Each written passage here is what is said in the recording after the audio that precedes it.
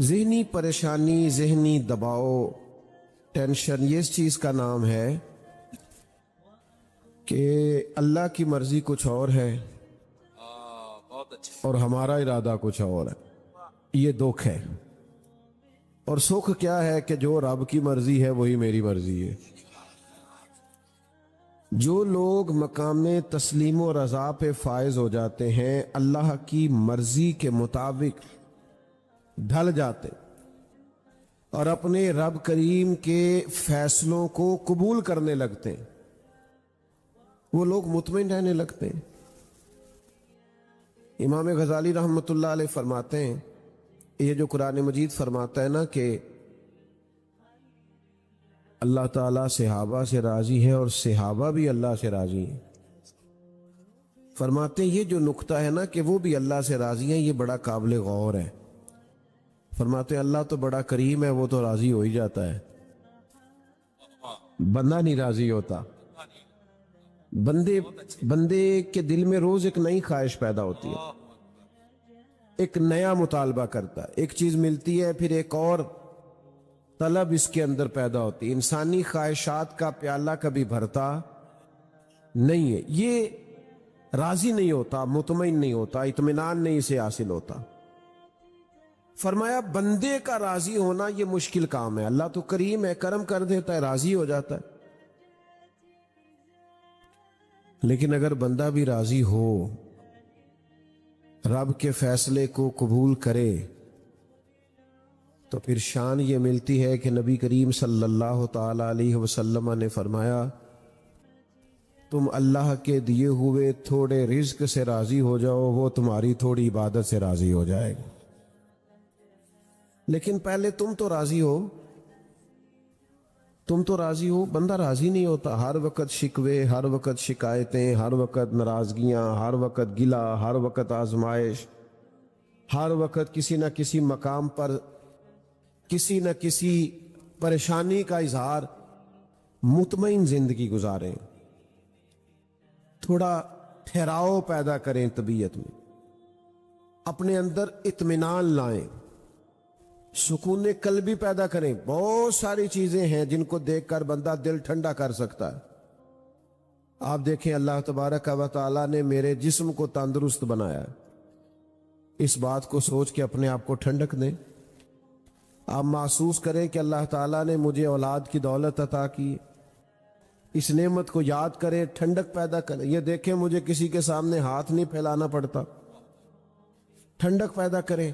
اور زیادہ دل ٹھنڈا کرنا ہو نا اللہ اکبر، تو پھر یہ سوچیں کہ وہ کتنا کریم ہے کہ میرا سینہ اس نے ایمان سے بھر دیا ہے. میں مومن ہوں، رسول کریم علیہ السلام کا غلام ہوں، ٹھنڈا ہو جائے گا دل. آپ محسوس کریں گے کہ طبیعت کے اندر قرار آیا، لیکن زیادہ الجھاؤ نہیں. دیکھیں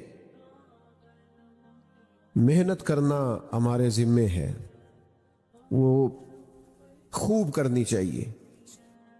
نتیجہ اپنی مرضی کا نہیں مانگنا، نتیجہ اللہ تعالیٰ پہ چھوڑنا ہے. جتنے انبیاء کرام علیہم السلام دنیا میں تشریف لائے ہیں نا، جتنے نبی آئے 1,24,000 کم و بیش، سب انبیاء کامیاب ہو کے گئے دنیا سے. نوجوان زیادہ غور کریں. یہ جو لوگ سمجھتے ہیں نا یار میں مخلص بھی ہوں، محنت بھی پوری کرتا ہوں، کوئی بددیانتی بھی میرے اندر نہیں ہے، پھر نتیجہ کیوں ٹھیک نہیں نکلتا؟ غور کریں بات پر. جتنے بھی انبیاء کرام علیہم السلام دنیا میں تشریف لائے، سارے کامیاب ترین زندگی گزار کے گئے. لیکن کسی نبی کا کلمہ چند لوگوں نے پڑھا ہے، کسی کا چند 100 لوگوں نے پڑھا. 950 سال تک تبلیغ. پھر غور کرو، 950 سال تک تبلیغ اور چند لوگ مسلمان. اس کو سمجھیں. لیکن میں نے عرض کیا کہ یہ لوگ کامیاب گئے دنیا سے. وجہ کیا تھی؟ وجہ یہ تھی کہ کسی کا دل تو اللہ تعالیٰ نے پھیرنا ہے نا، اپنی حکمت سے، اپنی مرضی سے. نبیوں کی بارگاہ تک اس نے پہنچانا ہے. نبی کیوں کامیاب گئے؟ اس لیے کہ جو ڈیوٹی اللہ نے ان کی لگائی تھی وہ ڈیوٹی انہوں نے پوری سر انجام دی. باقی نتیجہ کیا نکلتا ہے یہ اللہ کی حکمت ہے. ہم نا بہت زیادہ الجھ جاتے ہیں، بعض اوقات بہت زیادہ پریشان ہو جاتے ہیں، بہت زیادہ. وہ ایک دوست مجھے، ہمیں بھی سناتے ہیں نا لوگ مایوسی والی باتیں آ کے، بڑے حالات خراب نے، ہماری جماعت کا تو بڑا خستہ حال ہے، آپ کو کیا بتائیں، لوگ دور ہو گئے، لوگ ڈسٹرب ہو گئے ہیں، لوگ ڈسہارٹ ہیں، لوگ ہم سے مایوس ہیں. میں کہا تیری گل ہوئے گی، سڑکوں تے بندے سامنے نہیں جاندے. آپ کیوں مایوسی کی باتیں کرتے؟ یہ آپ کی بات ہوگی، ہمارا تو کوئی ایسا مسئلہ نہیں ہے. میں اکیلا ہی چلا تھا جانب منزل، مگر پھر لوگ آتے ہی گئے، پھر کارواں بنتا گیا. یہ آپ کا بھی منظر دیکھیں نا، یہ چھتوں پہ بھی دوست ہیں، کھڑکیوں سے بھی جھانک رہے ہیں. ارے میں گسارو سویرے سویرے، خرابات کے گرد پھیرے با پھیرے، کبھی اس طرف بھی گزر کر کو دیکھو، بڑی رونقیں ہیں فقیروں کے ڈیرے. تو مایوسی کس بات کی ہے؟ پریشانی کس بات کی؟ بلا وجہ آپ تناؤ کی بات کرتے ہیں. یہ سچوں کی جماعت ہے، اس میں سچے رہے ہیں، اور قیامت تک سچوں کی جماعت ہی غالب رہے گی. تو اتنی جلدی الجھ جانا کہ وہ میں نے کام کیا ہے تو نتیجہ نہیں نکلا. بھائی آپ اللہ پہ چھوڑیں، مقام تسلیم و رضا کو اختیار کریں. اور یہ بڑا لطیف نقطہ ہے کہ اپنے رب سے راضی رہیں، اپنے رب سے راضی رہیں. حضرت سفیان ثوری نہ دعا مانگ رہے تھے، یا اللہ راضی ہو جا، یا اللہ راضی ہو جا، یا اللہ راضی ہو جا. چھوڑ دیں جی، سنیں، اللہ آپ کو سلامت. دعا مانگ رہے تھے، یا اللہ راضی ہو جا، یا اللہ راضی ہو جا. تو پردے میں نا حضرت رابعہ بصریہ بھی بیٹھی تھیں. تو پردے کے پیچھے سے بولی، کہنے لگی چلیں آگے بھی کچھ مانگے. حضرت سفیان ثوری فرمانے لگے آپ کو کیا ہوا؟ تو کہنے لگی آپ بڑی دیر سے کہہ رہے ہیں یا اللہ راضی ہو جا، یا اللہ راضی ہو جا. پہلے دل پہ ہاتھ رکھ کے بتائیں آپ اپنے اللہ سے راضی ہیں؟ آپ تو روز کہتے ہیں فلانی شے کوئی نہیں ملنی چاہیے، فلانی کمی ہے پوری ہونی چاہیے. پہلے تو راضی ہو. تو کہ خدا جانے بلندی ہے کہ پستی پر جہاں میں ہوں وہاں کوئی نہیں ہے. تو مقام شکر پہ تو آ، پہلے تو مان. وہ جس حال میں رکھے اس حال میں رہ کے دیکھ تو صحیح. محنت پوری کریں، اسباب سارے جمع کریں، لیکن پھر راضی رہیں. درے مارتے تھے کفار سیدنا بلال حبشی کو، ریت پہ گھسیٹتے تھے، گرم ریت پہ تکلیفیں دیتے تھے، پر حضرت بلال اپنے رب سے بڑے راضی تھے. اللہ اکبر. حضرت خباب ابن ارت کہتے ہیں مجھے کوئلوں پہ لٹا دیا تھا انہوں نے، اور میرے سینے پر پتھر رکھ دیے تھے، اور میری چربی پگھلی تھی تو وہ کوئلے بجھے تھے، پر شکوہ ایک منٹ کے لیے بھی نہیں کیا. وہ اپنے رب کی رضا پہ راضی تھے. ہم نے کیا بھی کچھ نہیں، ڈیوٹی بھی کوئی نہیں، مشقت بھی کوئی نہیں، کام بھی کوئی نہیں، اور ٹینشن بھی سب سے زیادہ ہے، پریشانی بھی بہت زیادہ ہے. خدا کے بندو اپنے مالک کے فیصلوں کو ماننا سیکھو. اس میں حسن ہے، اس میں ٹھنڈک ہے، اس میں تسلی ہے. بہت سارے لوگ زندگی میں کچھ اور بننا چاہتے تھے، پر اللہ کی رضا کچھ اور تھی. تو آپ رب کی رضا کو مان لیں، تسلیم کر لیں، قبول کر لیں. لیکن الجھے رہنا، پریشان رہنا، ہر وقت سوچتے رہنا کہ پتہ نہیں معاملہ درست ہے کہ نہیں. کچھ تھوڑا سا نا منفرد زندگی کو جئیں، انفرادی. یعنی اگر کبھی تکلیف آئے تو سکھ بھی تو آئے ہیں نا بڑے سارے. بہت اچھے. ساری زندگی دکھ تو نہیں نہ رہے. وہ کسی خاتون کا اختلاف ہو گیا تھا اپنے شوہر کے ساتھ، 3 دن پرانا. تو وہ کسی سیانے آدمی کو پنچایت میں 3 دن کی باتیں سنا رہی تھی. اس نے مجھے یہ کہا، اس نے مجھے برا بھلا کہا، اس نے مجھے تھپڑ مارا، اس نے مجھے یہ تکلیف دی. تو بزرگ سیانے تھے، وہ کہنے لگے بیٹا شادی کو کتنی دیر ہو گئی؟ اس نے مثال دے رہا ہوں سمجھ لے، اس نے کہا 15 سال۔ کہنے لگے بیٹا یہ تو 3 دن کی بات بتا رہی ہے نا، باقی بھی کوئی بتا۔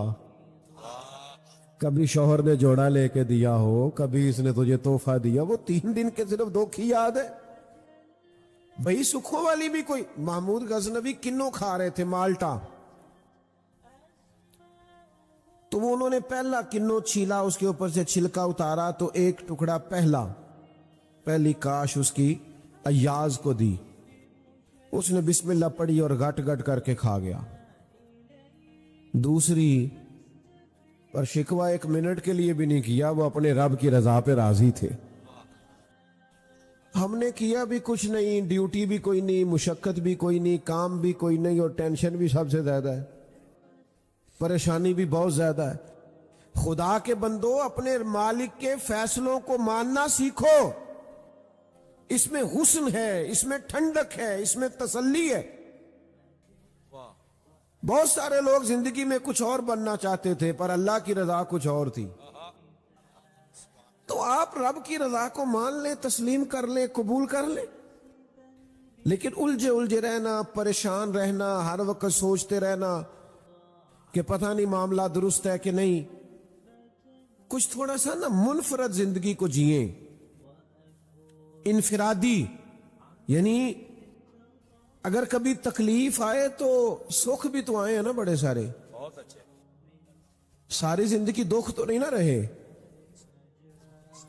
وہ کسی خاتون کا اختلاف ہو گیا تھا اپنے شوہر کے ساتھ 3 دن پرانا، تو وہ کسی سیانے آدمی کو پنچایت میں 3 دن کی باتیں سنا رہی تھی، اس نے مجھے یہ کہا، اس نے مجھے برا بھلا کہا، اس نے مجھے تھپڑ مارا، اس نے مجھے یہ تکلیف دی۔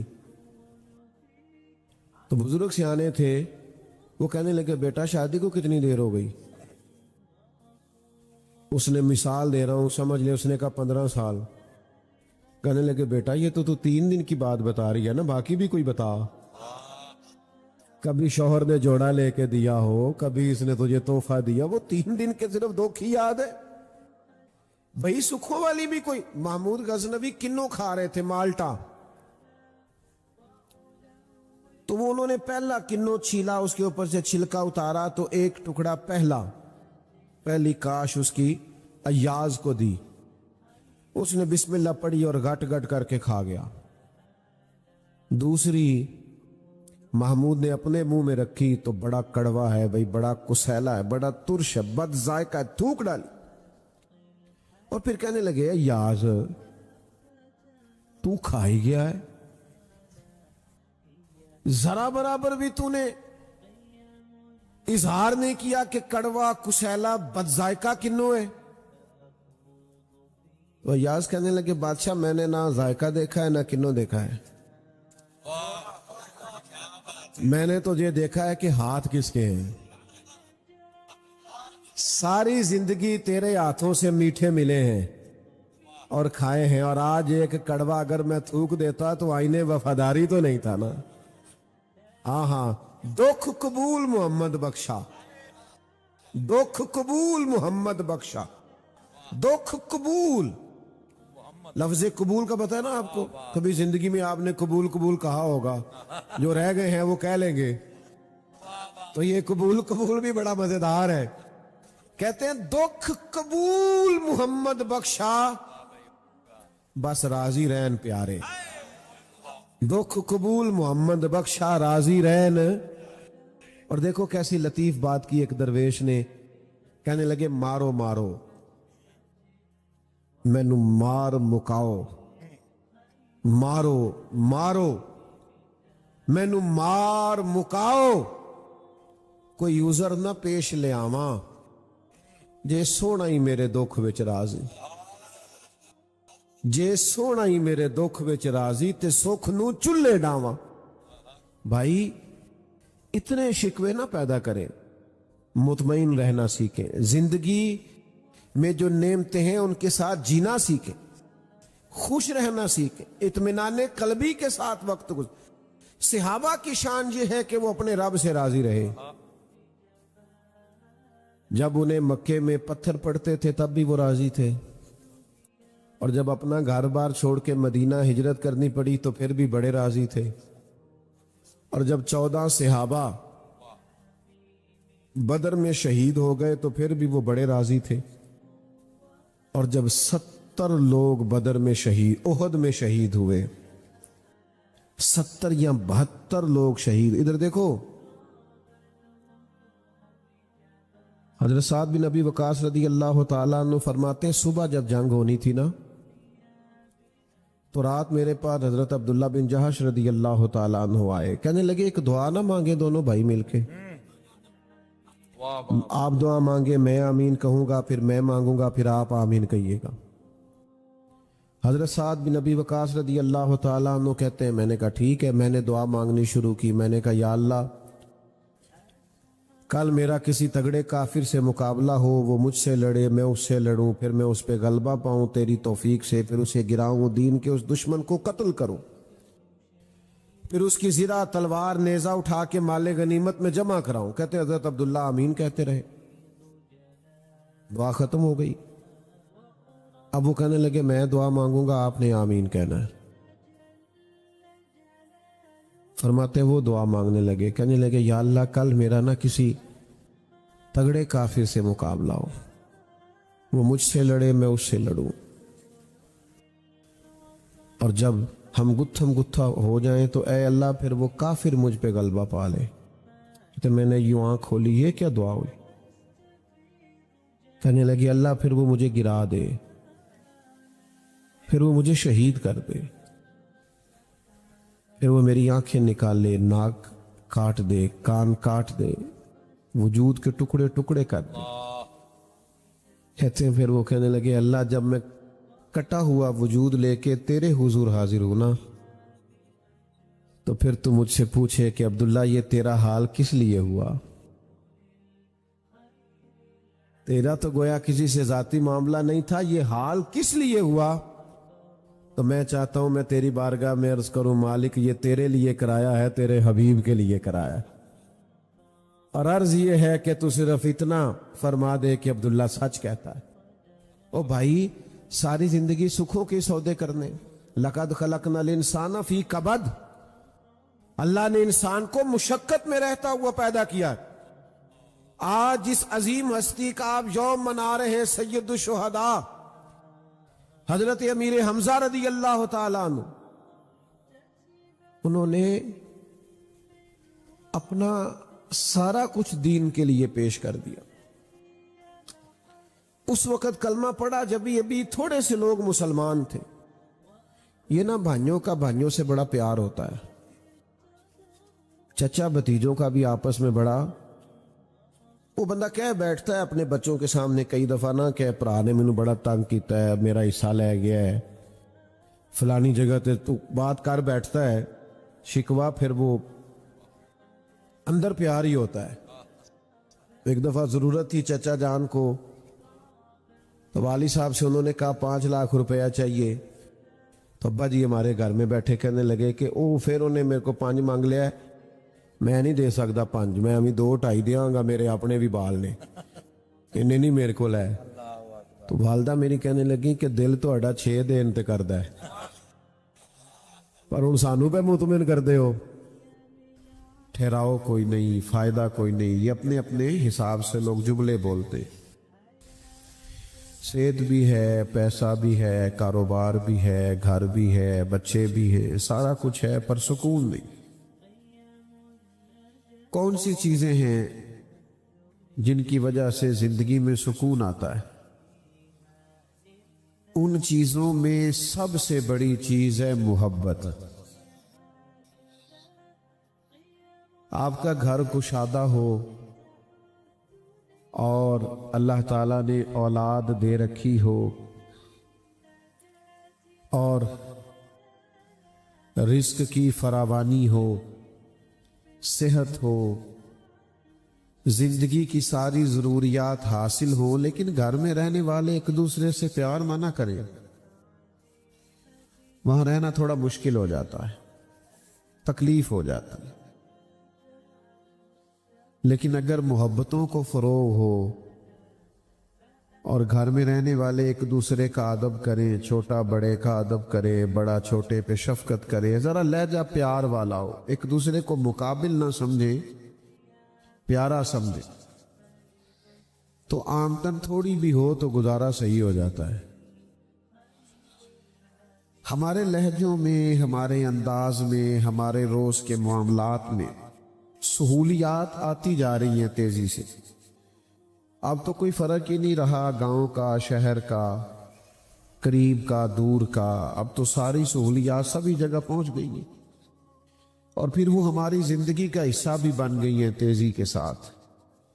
لیکن باوجود اس کے کہ ساری آسانیاں ہیں، سہولیات ہیں، لوگوں کے پاس وسائل ہیں،